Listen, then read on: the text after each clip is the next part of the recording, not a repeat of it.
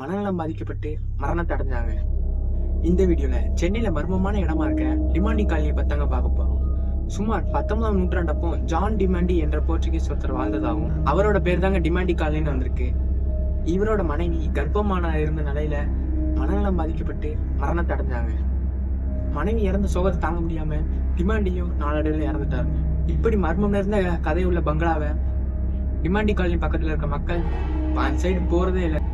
என்னதான் அதுக்கு பின்னாடி மர்மமான கதை இருந்தாலும் பல பேர் அந்த காலனிக்கு போயிட்டு அங்கெல்லாம் ஒண்ணும் இல்லப்பா அப்படின்னு சொல்றாங்க. அங்க போன சில மக்கள் நீங்க பில்டப் பண்ற அளவுக்குலாம் அங்க ஒண்ணும் இல்லப்பா அப்படின்னு இருக்காங்க.